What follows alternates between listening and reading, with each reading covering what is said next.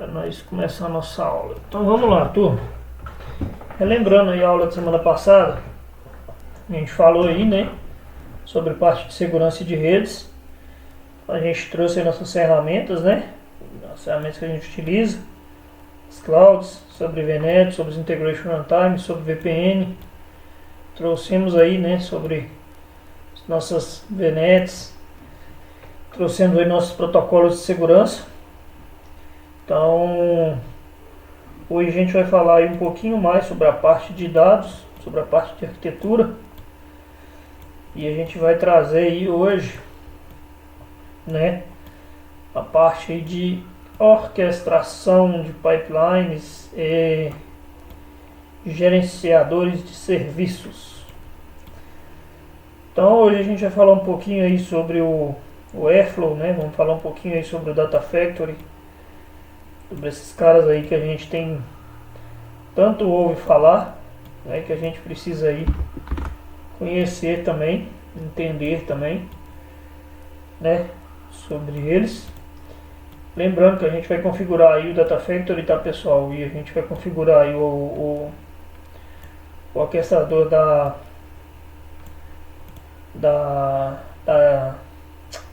AWS. Antes da gente começar a nossa parte prática aí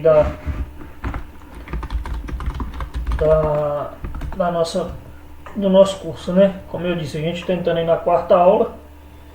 Essa próxima aula que a gente vai ter já vai ser uma última aula teórica, onde a gente vai refinar todas essas arquiteturas aqui em uma só. Vamos desenhar uma só, utilizando tudo isso aqui.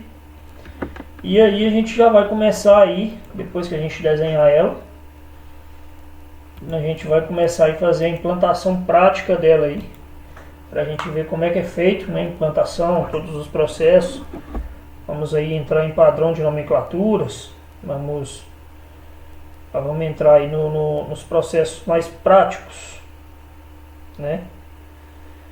Então, vamos lá.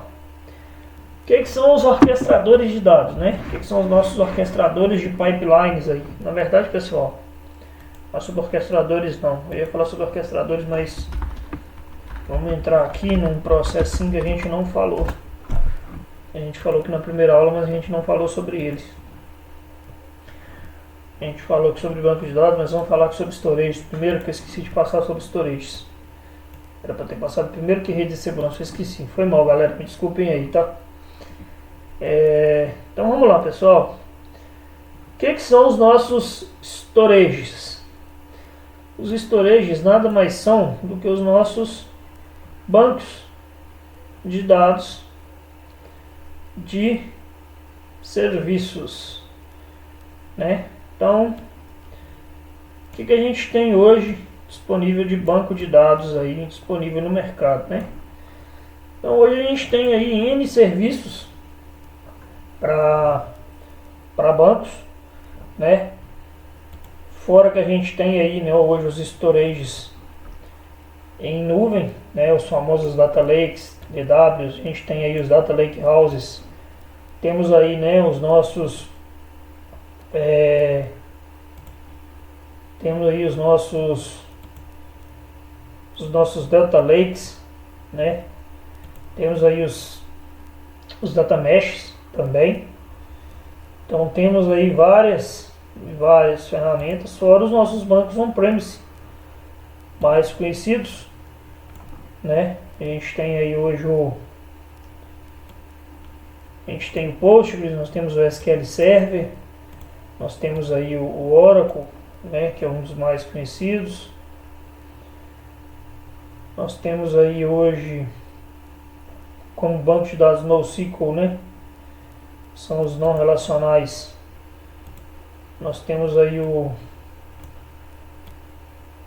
MongoDB, temos o Cassandra, temos o Redis, né? Então temos N bancos de dados aí que a gente pode utilizar, né? Então vou falar um pouquinho sobre esses caras hoje, para a gente poder tratar sobre eles. Então, hoje a gente tem aí, né? Deixa eu organizar aqui, turminha. Hoje a gente tem aqui, né, os nossos storages. E a gente tem aqui hoje duas modalidades de bancos de dados. Como assim, né? A gente tem duas modalidades de bancos de dados. A gente tem nossos bancos de dados, né? On-premise, ou seja, aqueles que ainda dependem, né, que ainda dependem da sala de servidores, né? Que ainda dependem lá dos nossos amigos lá de infraestrutura manterem, né? Ter os DBAs, ter a galera que mantém eles rodando, né? Ter lá mais bonitinho, né? São os caras que estão lá dentro do nosso ambiente físico, né? Como diríamos aí, são os caras lá do ambiente físico lá que a gente utiliza. Então eles são conhecidos como on-premise. Esses caras estão lá dentro, né? Fisicamente lá dentro do ambiente da empresa. Ou seja, esses caras estão lá, dependem das salas lá, aquela sala cheia de servidores, de cabo, né? Aqueles monstros lá que a gente tinha antigamente, a gente depende aí, né? Aí entra toda a infraestrutura que a gente depende de parte elétrica, a gente depende aí de ar-condicionados, né? Para manter os servidores frios, né? Que os servidores não podem esquentar. A gente precisa manter aí, né? O backup desses bancos. E o acesso desses bancos é feito via VPN, né? Normalmente esses bancos a gente consegue acessar ele quando a gente está dentro da empresa, né? A gente tem ali um cabo de rede que a gente conecta na máquina da empresa e vai se utilizando deles ali para acessar, né, esse banco de forma mais fácil. Mas quando estamos igual hoje, a maioria trabalha em home office, né? Alguns trabalham em home office, não digo a maioria mais, que acabou, né? Tá acabando, não acabou, mas tá reduzindo bastante.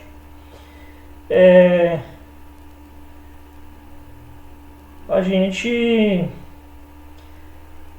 utiliza VPNs, né, para acessar esses bancos.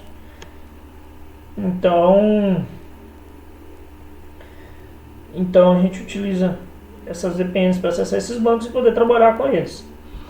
Pro Oracle hoje, para a gente acessar o Oracle on-premise hoje, na nossa máquina local, a gente utiliza a ferramenta chamada Data Modeler.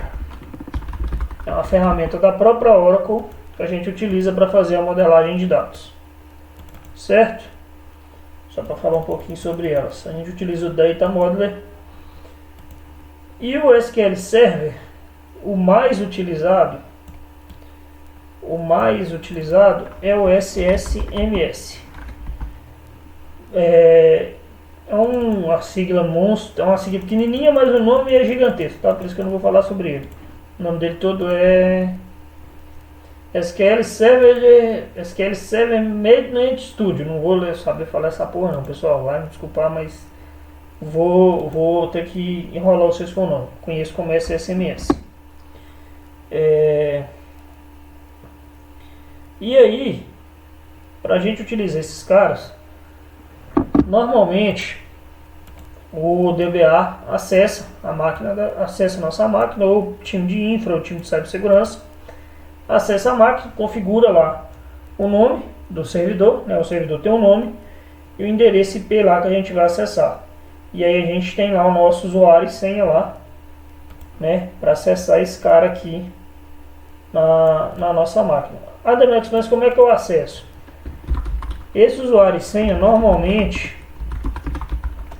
é seu e-mail da corporativo e uma senha que normalmente ele vem com uma senha temporária, ou seja, na primeira vez que você acessa, eles criam uma senha lá, você acessa, mas na primeira vez que você acessa, você tem que trocar essa senha, né? Aí onde entra o que a gente falou semana passada, né?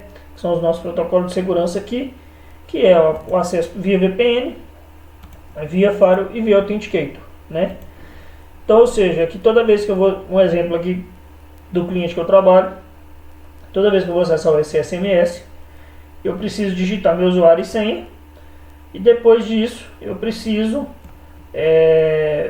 digitar um número de segurança que aparece para mim na tela e chega para mim no meu Microsoft Authenticator do meu celular. E aí eu preciso confirmar que sou eu que estou fazendo login nessa máquina. Confirmar que aquele login que eu estou solicitando ali é eu mesmo, tá? Mas para facilitar a nossa vida e ficar mais fácil pra gente, mais legal pra gente, mais tranquilo de se trabalhar, os nossos amigos decidiram criar pra gente os nossos bancos de dados on-prem, os nossos bancos de dados em nuvem. Mas antes de eu falar dos bancos de dados em nuvem, eu quero falar sobre os bancos de dados NoSQL. Quem são os caras NoSQL? São os bancos de dados não relacionais, orientados a documentos, banco de dados orientado a grafos, né? O mais conhecido de todos é esse nosso amigo aqui chamado MongoDB, né? O Cassandra é esse cara aqui também. Esse aqui é o logotipo do Cassandra, tá, gente? São os dois mais utilizados, tá? Orientados a documentos. E existe esse carinha aqui, que agora tem que ver qual que é o logotipo oficial dele. Acho que é esse aqui, que é o banco de dados orientado a grafos, o famoso Neo4j. Então, normalmente esses caras aqui também podem estar tanto no on-premise quanto em cloud. Hoje em dia é mais comum achar eles em cloud do que tudo, tá? Eles são o que a gente chama de bancos híbridos, tá?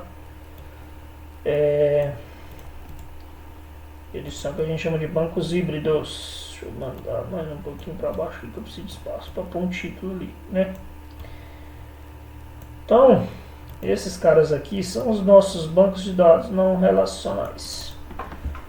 Os bancos de dados NoSQL. Então, esses caras aqui, eles são bancos de dados que a gente chama de híbridos. Então, eles podem rodar tanto no on-premise quanto na cloud, tá? Esses caras aqui eu não vou falar tanto sobre eles, porque a gente vai ver um pouquinho sobre eles mais na parte de implantação lá. A gente vai ver eles mais fechadinhos lá dentro do nosso ambiente de cloud lá. Beleza? No on-premise eu nunca configurei, por isso que eu não vou passar com vocês sobre o on-premise, porque eu não sei como configurar eles on-premise, mas eu sei que é possível via pacote de instalação e via Docker, tá? É possível instalar esses caras aí. Então eles são bem tranquilos de configurar também. Vou explicar lá na hora que a gente for trabalhar com eles na cloud. Uma curiosidade, o MongoDB, se você acessar a Atlas MongoDB, agora eu tenho que lembrar como é que tá. Essa aqui, ó. MongoDB Atlas, oficial site. Aqui você consegue brincar com ele, tá? De forma gratuita. E aí você consegue criar uma conta aqui e utilizar, tá? A MongoDB Atlas aqui para você criar um cluster de Mongo e brincando com o banco, testando, ver como é que ele funciona sem precisar de instalar ele na sua máquina, tá?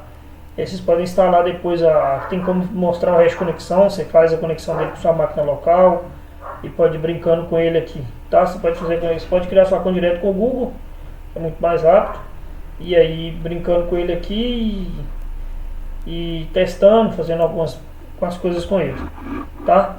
O Cassandra, eu sei que tem como instalar na sua máquina local, mas como eu disse, só via Docker. E o Neo4j também tem um serviço dele também que você pode ir brincando também, tá? Você pode entrar no site e treinando ele também dentro do próprio site, tá? Dá para você fazer isso também sem problema nenhum. Tranquilo? Alguma pergunta, pessoal?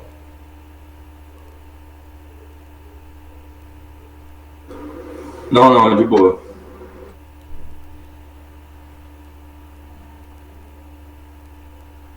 Adriano, pergunta? Dúvidas? Opa, não, sem dúvidas. Tranquilo então? Posso seguir? Pode seguir. Bom, beleza. Então, para facilitar a nossa vida, ajudar a gente e a gente não ficar tão estressado configurando VPN, rede, ficar pedindo backbone, abrindo porta e correr risco de termos vazamento de dados, hackeamento de dados, a gente tem hoje as nossas amigas clouds. E dentro das clouds, a gente tem os nossos bancos nativos lá dentro, que nada mais são que engines, ou seja, são motores que a gente utiliza para processar os nossos bancos. Mas são praticamente réplicas do que a gente tem no on-premise. Detalhe que a gente tem a segurança de estar dentro da cloud, a gente tem todo ali um processo que a gente pode, né, amarrar os nossos serviços e ter ali a nossa segurança garantida, entre aspas, né? A gente tem que adotar também os padrões de segurança também, senão a gente também não adianta nada a cloud ter as suas medidas de segurança e a gente fazer besteira. Então, aqui nós vamos ter os nossos amigos, e aqui nós vamos ter os nossos amigos Azure e AWS. Vou passar um pouquinho com vocês sobre os storages dos dois. Então, o que acontece? Vou aumentar um pouquinho aqui para ficar melhor. Beleza? Então aqui a gente tem hoje, né? Se a gente for comparar hoje, a gente tem mais serviços, eu não vou passar todos as AWS, que são serviços demais, eu não conheço todos, estou pegando os 3 principais aqui e aqui os principais também da Azure, tá? Dentro da Azure hoje, a gente tem o Postgres, né? A gente tem lá o servidor Postgres, você consegue criar um banco de dados Postgres. A gente tem o MariaDB, né, lá dentro. E temos também o próprio SQL Server lá dentro, tá? Não vou pôr ele aqui porque ele vai ficar grande, eu preciso de espaço aqui para criar algumas coisas aqui dentro. E aí, para a gente ficar ciente, esse cara aqui chamado Cosmos DB, ele nada mais é do que um banco de dados NoSQL que utiliza o motor, ou seja, a engine do Mongo, tá? Então, por trás do Cosmos DB vai rodar o Mongo. Ele vai ter a carinha da Azure, ele vai ter todo o layout lá Microsoft, Azure lá bonitinho e tal, todo mundo achando que é lindo, que é Cosmos, mas na verdade, por trás, por baixo dos panos, ele vai estar utilizando a engine do Mongo, tá? O motor do Mongo. Então, ou seja, o layout é Microsoft, mas o processamento em si vai ser MongoDB, tá? Então, assim, por que eu falo muito de fundamentos, né? Estudar os fundamentos. Por que eu falei para estudar lá, para quem está na mentoria de carreira comigo, estudar o MongoDB como banco não relacional? Porque quando for para cloud, que for utilizar os bancos NoSQL lá, a maioria utiliza a engine do Mongo. Alguns utilizam a engine do Cassandra, mas 90% do mercado utiliza a engine do Mongo, tá? Acho que ela é mais intuitiva, bem mais tranquila de se processar, e o MongoDB é open source também. Então o Cosmos utiliza a engine do Mongo para rodar por trás, tá? Ele é um banco de dados NoSQL que está disponível lá na Microsoft, lá na Azure, mas como eu disse, o motorzinho por trás lá que faz o banco rodar é MongoDB, tá? E aqui a gente tem o nosso Azure Data Lake, né? A gente tem o nosso Data Lake, que é um serviço nativo da Azure, o próprio nome é esse aqui mesmo, tá? Azure Data Lake, tá? Então é um serviço que a gente tem aqui. Ademais, mas você falou de Delta Lake, de Lake House, de Data Mesh, aí é outra conversa. São processamentos, são arquiteturas mais avançadas que a gente vai utilizar, que eu vou falar, vai passar mais de uma aula, tá pessoal? Vou ter que falar sobre essas arquiteturas mais na frente. Deixa para falar na semana que vem. Que aí a gente fala sobre a Apache Rudy, sobre a Apache Iceberg, sobre esses caras que são open source que a gente pode utilizar aí para manter essas arquiteturas. Então a gente tem aqui o nosso Data Lake lá dentro da Azure. Lembrando, aqui a gente está falando de bancos relacionais e não relacionais. E o Azure Data Lake já é um serviço que armazena dados, tanto relacionais, pode ser tabela, arquivo CSV, XLS, um documento Word, quanto documentos como JSON, Parquet, pode ser aí fotos, vídeos, arquivos de áudio, né? Então o Data Lake ele já está ali para ser estruturado para isso, tá?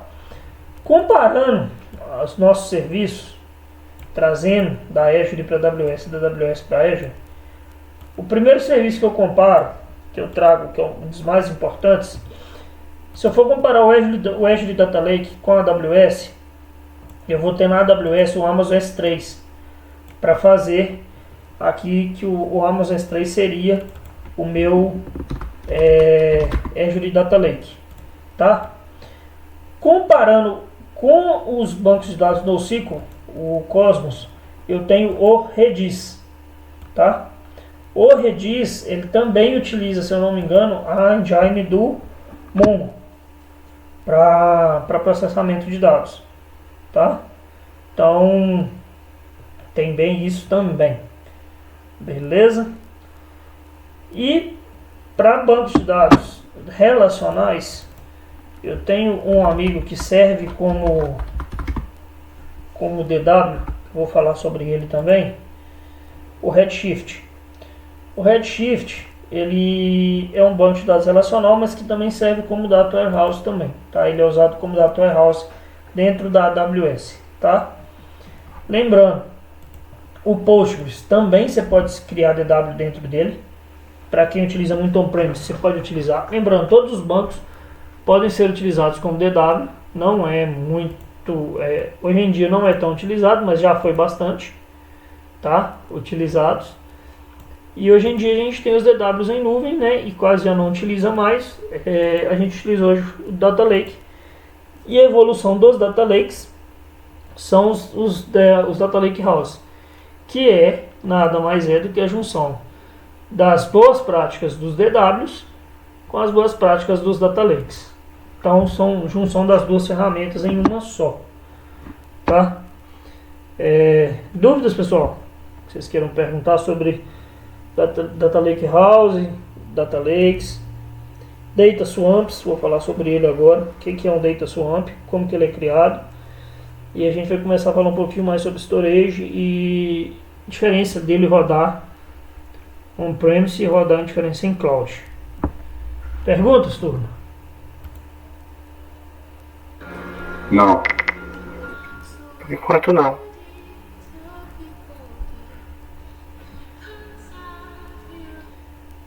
Espera aí, pessoal, já volto.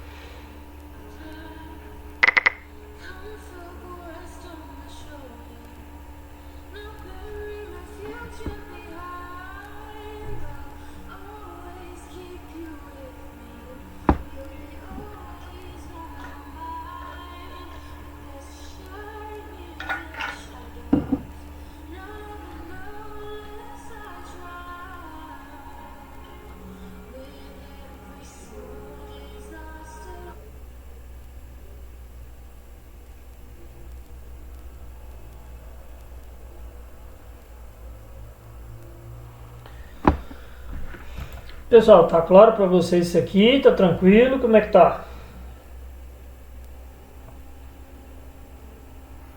Tranquilo, pra mim tá tranquilo. Pra mim também, tá tranquilo. Tem certeza? Tranquilo? Se precisarem, vocês param, me chamam. Falem. Fechou?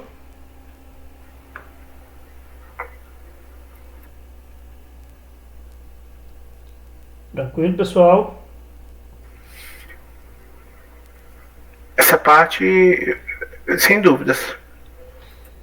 Beleza. Sem dúvida também tá aqui. Então vamos lá.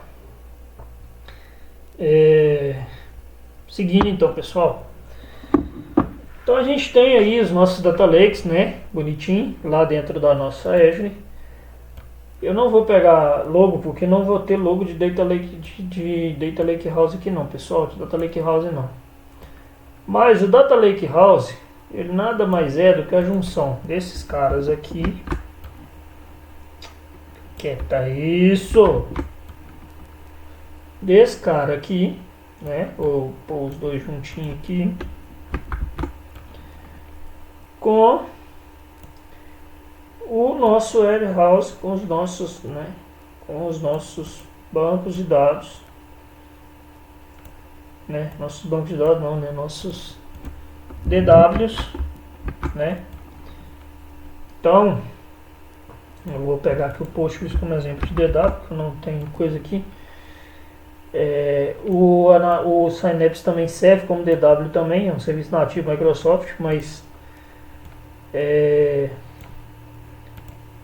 um serviço caro para burro também. Eu vou falar com você, é padrão Microsoft, né? Tudo que é Microsoft é mais caro. Então, galera, o que acontece? A junção desses dois caras aqui, dos nossos data lakes com os nossos DWs, geraram o nosso amiguinho chamado, vou pôr ele aqui, chamado Data Lake House. O que é o Data Lake House? Como eu disse, a junção das melhores práticas de DW e de Data Lakes em um ambiente só. Mas como assim? Olha, dentro do nosso Data Lake House a gente consegue ter dados estruturados, não estruturados, a gente consegue ter processamento de dados em capacidade muito maiores, né? A gente consegue ter dados com maior confiabilidade, que o time de negócio consegue responder de uma forma bem mais confiável, bem mais segura, bem mais organizada, né? Sobre isso. Boa noite, Laura. Acabei nem vendo você chegando. Então, pessoal, a gente tem a junção desses caras aqui, dos nossos data lakes e dos nossos DWs, nesse cara aqui. Só que, como tudo no TI evolui, esse cara aqui já está ficando um pouco ultrapassado. A gente já tem hoje dois caras chamados, né? Hoje a gente já tem um cara chamado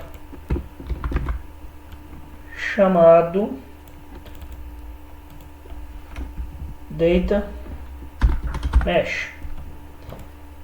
O que é o Data Mesh? A evolução do Data Lake House. Como assim, Demetrios? Dentro desse cara aqui, dentro do meu Data Mesh, eu vou ter diversos Data Lake House. Como eu disse, tudo no TI evolui. Eu vou ter diversos Data Lake House dentro da minha companhia. Ou seja, eu vou ter o melhor dos dois mundos dentro da minha empresa. Ah, mas como assim, Demetrios? Me explica. O Data Lake House, ele é o que o Data Mesh, na verdade, é o que a gente chama de repositório de dados federalizado. Ah, mas como assim federalizado?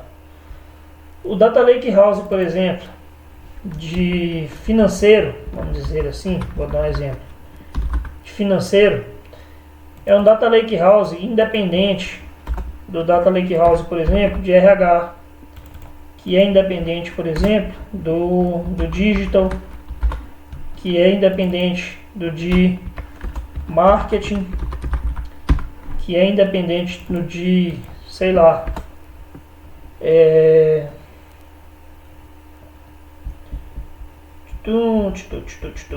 vamos para do próprio TI e vamos pôr aqui um para time de dados. Então, ou seja, dentro do meu data mesh eu consigo federalizar todos os meus acessos. Como assim, Demetrios? Me explica de novo, explica melhor. Voltando um pouco atrás. Nos nossos bancos on-premise ou nos nossos DWs, quando a gente criava antigamente, todo mundo tinha acesso a ele. Ou seja, eu liberava o acesso no banco, todo mundo via tudo lá. Certo? Lógico, tinha as permissões e tudo. Conseguia algumas pessoas verem algumas coisas, outras não. Mas, com o tempo, a gente vai federalizando as coisas, a gente vai melhorando as coisas. E a gente vai organizando. Foi onde surgiu, né, mais aprofundado, de uma maneira mais madura, a parte de governança de dados. E aí a gente foi chegando a certos pontos nos data lakes onde eu conseguia configurar, onde eu consigo configurar dentro do data lake o que a gente chama de containers, onde eu defino quem que acessa o que. Só que foi chegando um ponto que eu precisava organizar mais ainda meu data lake. Como que eu organizo mais ainda meu data lake? Eu vou pegar a melhor parte dos data warehouse, ou seja, que eu consigo federalizar por tabela, e vou trazer para dentro do meu data lake, onde surgiu o lake house. Só que eu federalizei isso aqui, beleza, ficou lindo tal, mas todo mundo ainda consegue ver as tabelas ainda lá do meu banco. O pessoal de financeiro consegue ver as tabelas de RH, o pessoal de RH consegue ver as tabelas de financeiro, e eu não quero que eles vejam. Então o que eu vou fazer? Eu vou federalizar mais ainda. Vou definir qual área vê o que e como que vê. Foi onde a gente chegou ao nível de permissionamento hoje que a gente tem dos caras chamados data meshes. São nossos data lake house de formas federalizadas. Ou seja, quando eu vou lá no meu Databricks, no meu Snowflake, no meu Apache Ruby ou no meu Apache Iceberg, são as ferramentas que a gente utiliza para fazer essas federalizações do data mesh, eu defino um grupo de usuários que pode acessar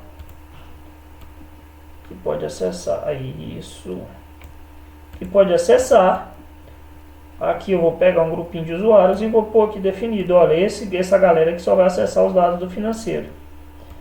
Esse carinha aqui, ele só pode acessar os dados do marketing. Eita, esse cara que só pode acessar os dados do marketing. Não, esse fulaninho aqui, ele pode acessar só os dados da RH. Não, esse fulaninho aqui, ele só pode acessar os dados, lá o data lake lá do povo de dados, lá do time de dados. Ou esse carinha aqui, ele só pode acessar o data lake house lá do digital.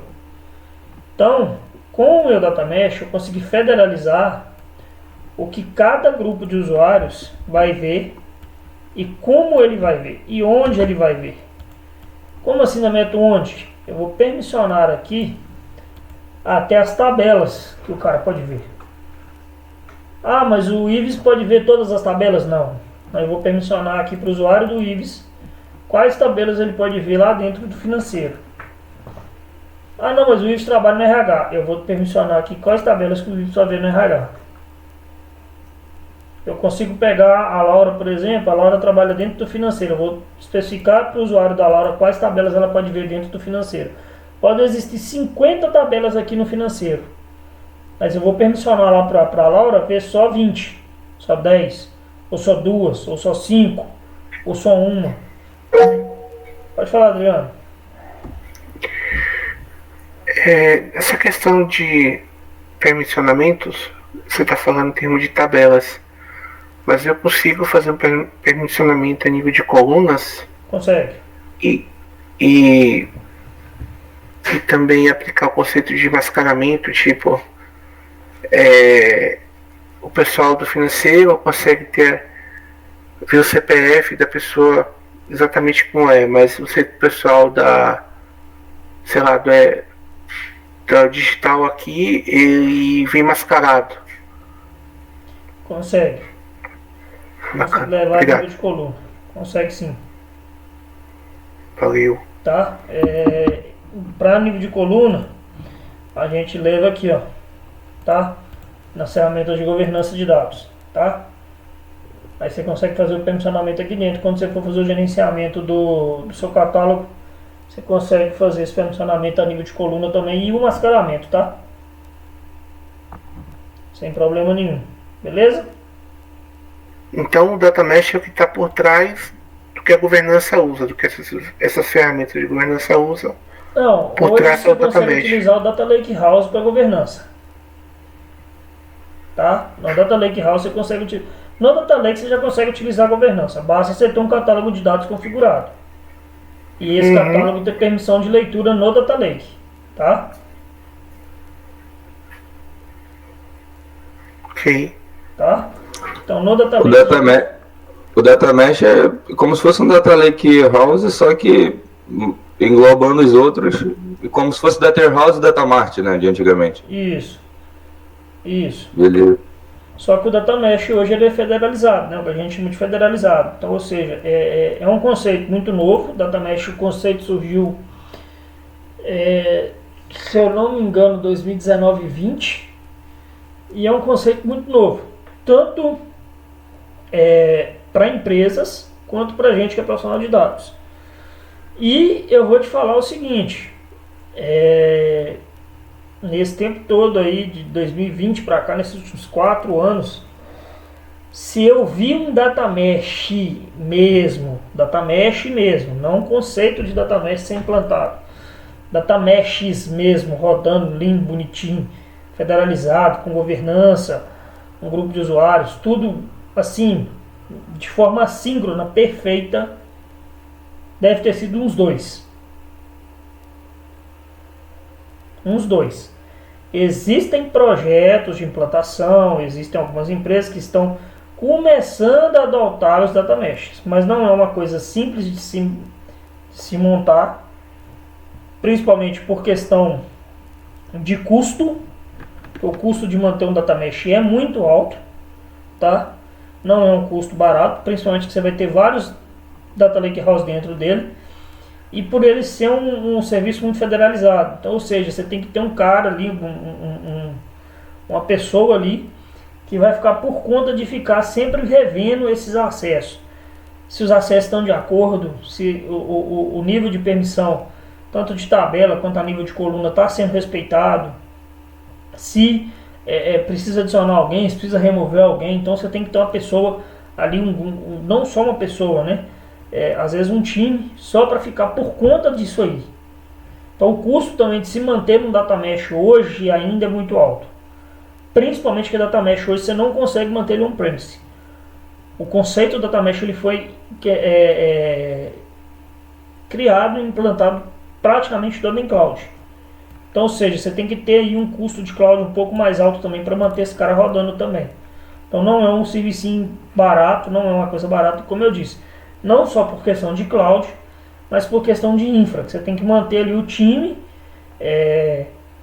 mantendo o data mesh, fazendo todas essas verificações de acesso, permissão, se está tudo batendo, se não está, se precisa remover alguém, se precisa adicionar alguém, se precisa autorizar alguém em alguma tabela, em alguma coluna, né? Então bater tudo isso. Então o custo de manter ele também é muito alto também, tá? Mas é uma baita de uma ferramenta, não vou mentir não, é uma baita de uma ferramenta, é um baita de um conceito, mas como eu disse, ainda é um cara que está ainda com um custo muito alto por questões de infraestrutura, manter time, né? Todo o serviço que você tem que manter rodando. Então o custo para manter um data mesh hoje rodando é muito alto. Existem opções? Existem. O Databricks hoje ele te dá a opção de você federalizar isso dentro do próprio Databricks, né? O Databricks te dá essa opção de você criar lá vários data warehouse lá dentro dele, né? Tem um cluster lá, por exemplo, rodando e vários DWs lá dentro, um para cada área, né? Que seria o conceito básico do data mesh, e você particionar ali os usuários por DW. Como eu disse, a Databricks não sabe brincar, né? Ela é sem educação. Foi lá e meteu tudo em formato serverless, ou seja, muitos serviços que antigamente você tinha que rodar em formato Pro, né? Hoje ela tem formato serverless, que é muito mais barato, o custo é muito menor, né? E aí você consegue ter essa redução aí. Mas não é um serviço também que fica muito barato também não, porque cada DW daquele, dependendo do custo, ele fica caro, tá? Mas não é um negócio também que hoje com o Serverless e o Databricks fica mais fácil de implantar, mas como eu disse, o custo é o que pega, porque fica muito caro, tá bom? Então entendam isso, que não é um negócio baratinho não, beleza? Ives, Adriano, Laura, tranquilo? Tranquilo. A gente vai chegar a implementar algo do tipo aqui, não? Vamos. Nós estamos desenhando ela ainda. Nós vamos, depois que nós desenhar, nós vamos refinar ela. Desenhar ela no formato que a gente entrega. E depois a gente vai fazer ela na prática. Nós só estamos passando pelos conceitos. Nós vamos entrar na prática com ela. Nós vamos fazê-la do zero depois. Entendi, valeu. Você falou que tinha uma segunda evolução além dessa? Essa aqui a gente está fazendo ela detalhada. Depois que a gente acabar de detalhar, a gente vai desenhar ela todinha de formato como se você fosse entregar ela para a empresa. Entendeu? Aí nós vamos definir qual serviço nós vamos utilizar, como que nós vamos desenhar ela toda, passando tanto pela parte de rede, segurança, os orquestradores, de onde ela vem, para onde ela vai, como que ela vai ser consumida. Desenhar tudinho como se fosse a arquitetura que você entrega ela pro cliente. Fala assim, ó, a arquitetura que nós vamos implementar para você é essa aqui, ó. Entendeu? Entendi. E depois que a gente acabar desenhando, nós vamos fazer ela na prática. Aí nós vamos partir para a prática, implementar ela do zero. Entendi. Demetrios, aproveitando. Falando de evolução da arquitetura Data Lakehouse, o Data Vault, ele se enquadra como algum tipo de evolução em cima do Data Lakehouse? Eu não conheço, tá? Eu estou começando a estudar esse assunto. Uhum. Cara, Data Vault, na verdade, ele é muito focado dentro do Data Lakehouse. É uma evoluçãozinha, não vou mentir para você, mas é um negócio ainda também muito novo, tá? Falar assim, é um negócio também bem novo, tá? Só para te deixar assim bem ciente, tá? Beleza. Não, Catilano. Não é isso que eu quero não, Catilano. Obrigado. Tranquilo, meu jovem. Tô pesquisando uma jabirosca de um negócio aqui para me achar ele aqui. Achei esse cara aqui que eu quero trazer para vocês.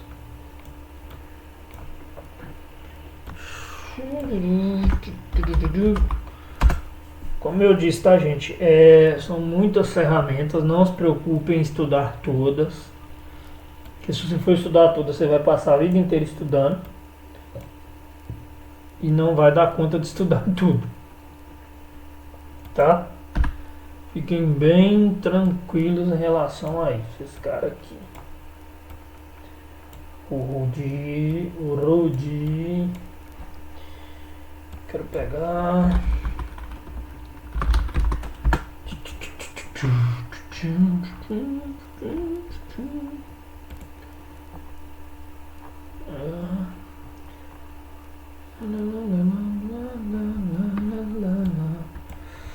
Vou achar ele aqui agora.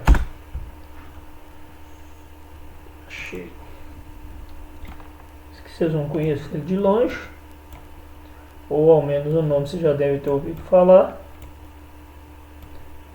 certo? Aí vou passar um pouquinho dessas ferramentas com vocês de uma vez, que a gente já vai trazer elas depois. Então fica mais tranquilo. Galera,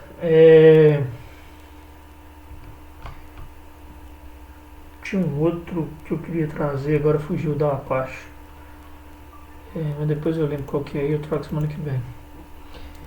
Então, o que acontece, turminha? Esse cara aqui, esse nosso amiguinho aqui chamado Snowflake, ele tem vários nomes, né? E ele serve para várias coisas. Principalmente se a gente for pegar a modelagem de dados, a gente vai achar Star Scheme, Snowflake, a gente vai achar aí outras aí. Mas a Snowflake que eu tô querendo dizer, ela entra aqui, ó, tá? Na parte de Data Lake House. Por que ela entra na parte de Data Lake House, junto do Apache Iceberg e do Rudy? Porque ela é uma ferramenta que serve hoje como DW, muita gente utiliza ela como DW. Ela não é uma ferramenta também muito barata, além de ser open source, mas ela não é uma ferramenta barata de se manter, principalmente em cloud, ela tem um custo.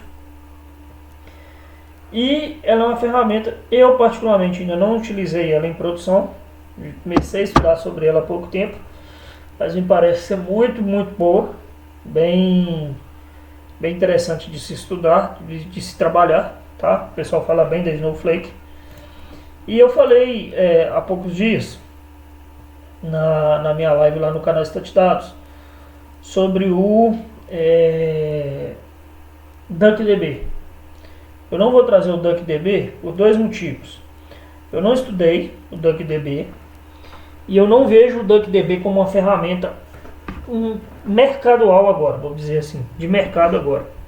DuckDB eu brinquei lá na live e eu vou repetir aqui. É aquele moleque marrento que chegou agora na escola e quer sentar na janela. E não é assim que as coisas funcionam, a gente sabe, né?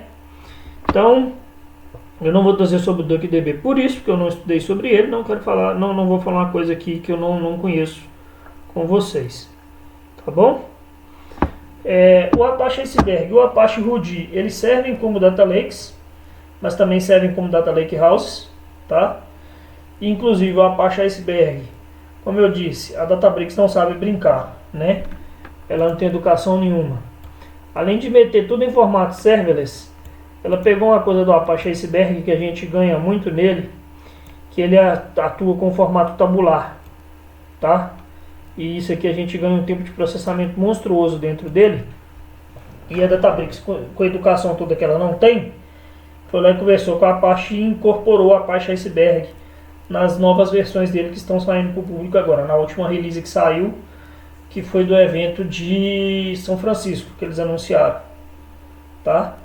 Então, como eu disse, a Databricks, com a educação toda que ela não tem, foi lá na Apache, pegou a Apache Iceberg e incorporou na sua release para acabar de aumentar o seu leque suíço de ferramentas. Então, com o tempo a gente vai ter aí disponível para todo o público. Ainda está em fase de testes beta, ou seja, só alguns usuários têm acesso a essa funcionalidade antes de sair para todo mundo. Essa tabularização de data frames dentro do Databricks, tá? Ou seja, mais um ganho de tempo de processamento aí que a gente vai ter dentro da ferramenta. E eles estão aí com o projeto de incorporar o Rudy também para aumentar aí a sua stack de armazenamento, né, de storage lá dentro, além dos DWs que eles já têm lá padrão deles. Eles estão querendo implantar aí também o Rudy lá dentro deles, né? Vão utilizar o formato do Rudy também dentro do ecossistema Databricks, tá? Então a gente vai ter aí algumas evoluções aí nos próximos meses quando sair para público geral, né? Como eu disse, ainda está em testes beta, que a gente chama.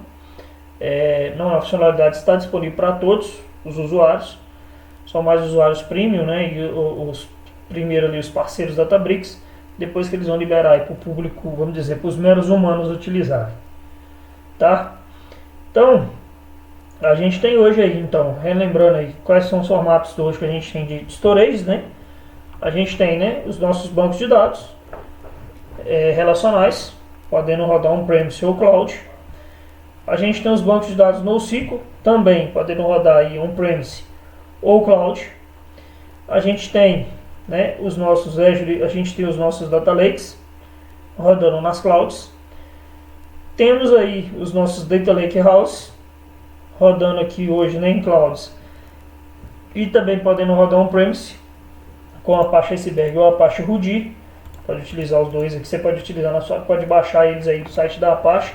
Eles são ferramentas open source também que você pode utilizar e baixar. Recomendo muito, se for instalarem com Docker, para não ficar baixando um monte de arquivo, um monte de coisa. Para quem não tem conhecimento de Docker, pode procurar o Wallace Camargo, o LinkedIn, ele tem um treinamento sobre Docker, que é bastante interessante, tá? E o nosso último conceito, que é o mais avançado, né, o mais novo conceito, que é um conceito, como eu disse, não é um conceito de federalização de dados, é o Data Mesh, né, que ainda é um conceito, como eu disse, em 4 anos que eu conheço o conceito, eu vi aí Data Meshes mesmo, como eu disse, Data Meshes mesmo, não projetos de Data Mesh, são os dois rodando aí de forma legal, de forma nativa, né, não é de forma nativa, ficou muito feio falar nativa, da forma que o conceito manda, vamos dizer assim, né? Então essa seria aí nossa ideia principal. E eu queria só trazer um último aqui, pessoal, para vocês, que é um conceitozinho bem feio, mas horroroso, porque o próprio nome já diz, e o objetivo dele é esse mesmo, é ser feio mesmo. E hoje em dia algumas empresas falam que tem data lakes, mas na verdade elas não têm data lakes, ela tem esse cara aqui, ó. Tá? O que é Data Swamp? Data Swamp. Data Swamp, se você for pesquisar, é praticamente um pântano. Ademais, mas o que isso quer dizer? Porque a gente cria o Data Lake com o objetivo de subir vários dados, estruturados, não estruturados, outros arquivos, né? E aí a galera vai achando que o Data Lake vira uma extensão do computador delas.